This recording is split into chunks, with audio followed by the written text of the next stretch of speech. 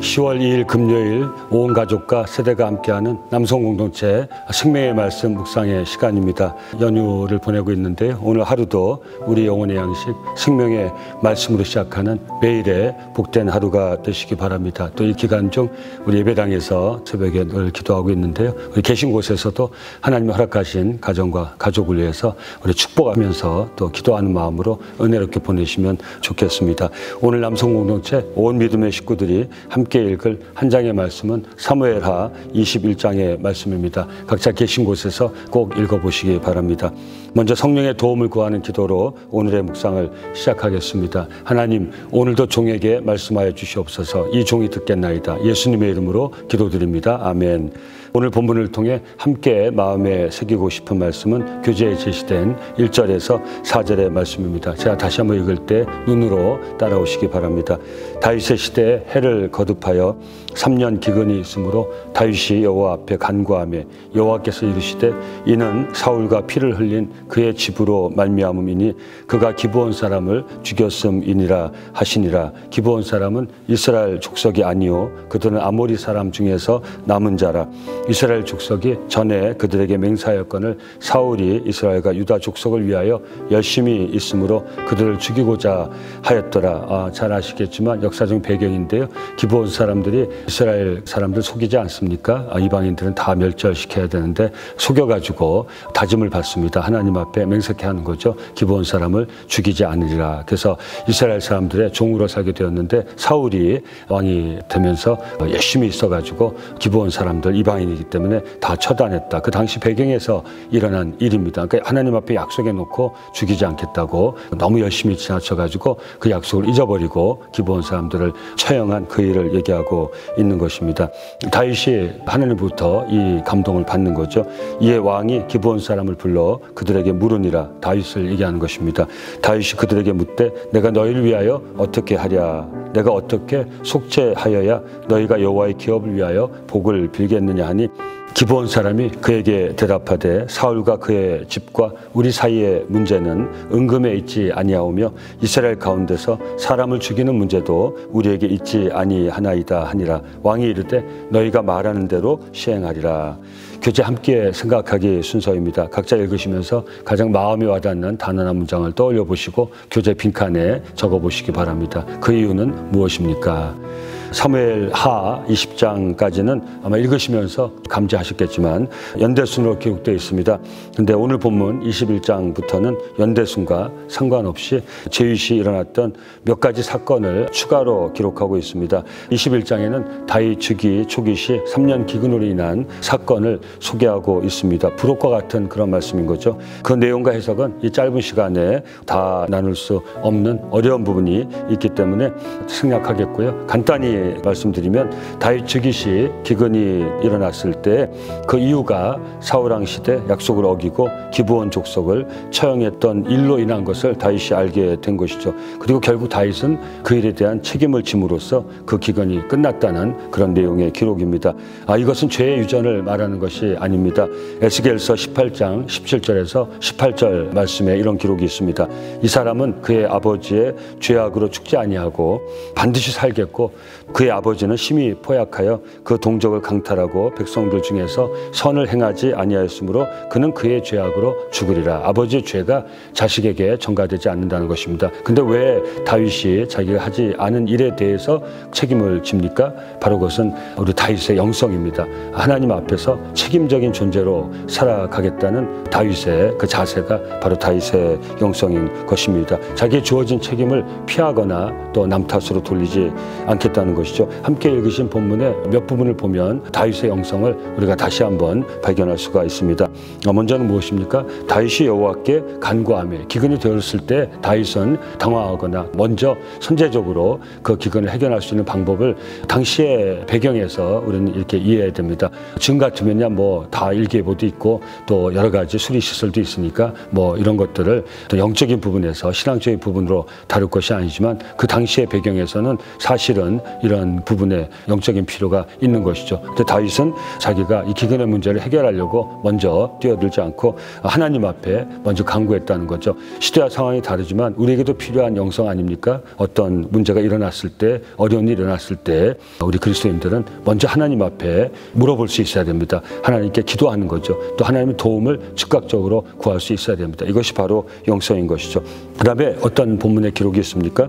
다윗이 그들에게 묻되 내가 너희를 위하여 어떻게 하랴. 바로 책임지는 자세입니다. 그 내용을 알지 않았습니까? 사울왕 때문이죠. 그러니까 사울왕의 그 탓으로 돌리면 되는 겁니다. 사울 선친이 이렇게 잘못해가지고 이런 결과가 왔다. 그렇게 탓으로 돌려버리면 되는데 그 기본 족속을 불러다가 자기가 하나님께 감동을 받았을 때 즉각 확인을 해보는 겁니다. 그리고 뭐라고 합니까? 내가 어떻게 속죄하여야 너희가 여호와의 기업을 위하여 복을 빌겠느냐. 그러니까 너희가 우리와 같이 하나님 앞에 함께 기도하면서 살기를 원한다 하는 그런 말을 하는 거죠. 그리고 뭐라고 합니까? 왕이 이르되 너희가 말하는 대로 시행하리라. 사실은 왕의 입장에서 이렇게 얘기할 필요가 전혀 없는 것입니다. 사울왕 탓으로 돌고 나하고 아무 상관없는 일이니까 이 일에 대해서는 다시는 언급하지 마라. 너희가 사는 것만 해도 하나님 은혜다. 이렇게 얘기할 수 있는데 그렇게 하지 않았다는 거죠. 책임을 지는 다윗의 자세를 볼 수 있습니다. 하나님 앞에 물어보고 적극적으로 또 감동을 받아서 해결하는 이런 자세가 오늘 신앙한 우리에게 도전이 됩니다.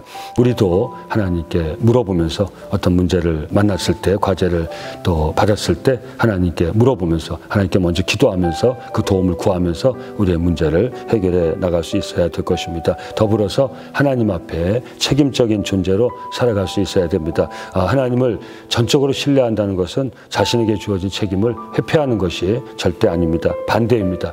하나님을 신뢰함으로 하나님께서 함께 하심을 믿고 자신에게 주어진 과제를 최선을 다해서 감당하는 것이 하나님 앞에 책임적인 자세로 살아가는 우리 성도들의 모습이어야 됩니다. 다윗은 자신이 왕이지만 하나님께 물어봤습니다.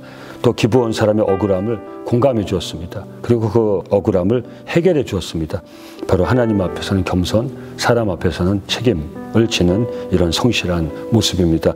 후에 아들 솔로몬이 아버지 다윗에 대해 이렇게 고백하고 있습니다. 열왕기상 3장 6절에 솔로몬이 이르되 주의 종 내 아버지 다윗이 성실과 공의와 정직한 마음으로 주와 함께 주 앞에서 행함으로 주께서 그에게 큰 은혜를 베푸셨고 주께서 또 그를 위하여 이 큰 은혜를 항상 주사 오늘과 같이 그의 자리에 앉을 아들을 그에게 주셨나이다. 참 마음에 다가옵니다.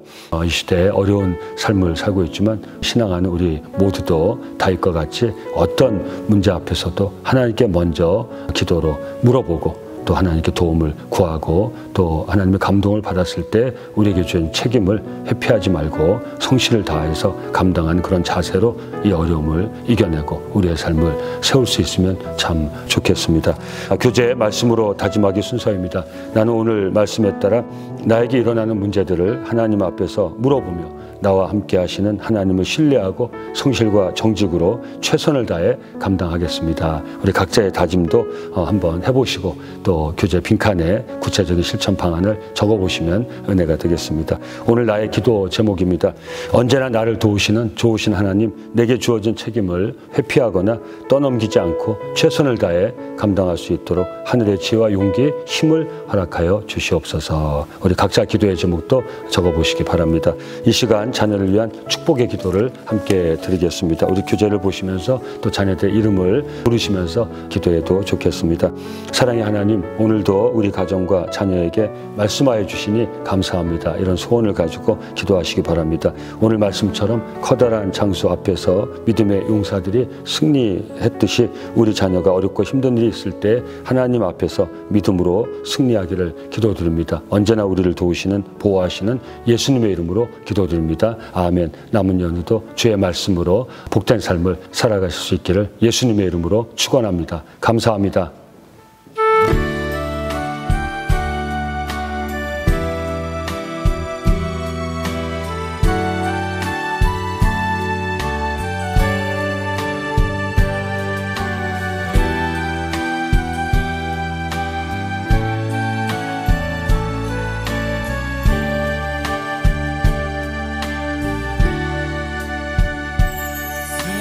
세상이 실패했어도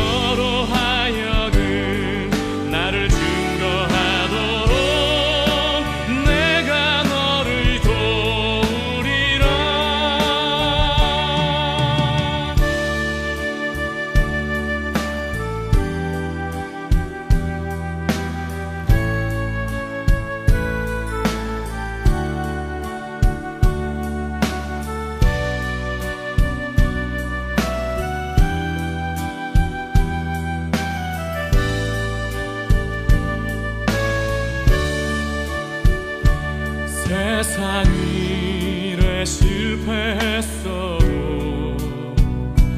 너는 절망하지 말라. 내가 너를 도우리라. 다시 일어서게 하리라. 질병으로 고통당해도 너는 두려워 말라. 내가 너를 도우리라. 다시 일어서게 하리라. 감사 눈물 흘리며 믿음으로 간구하는 너희의 기도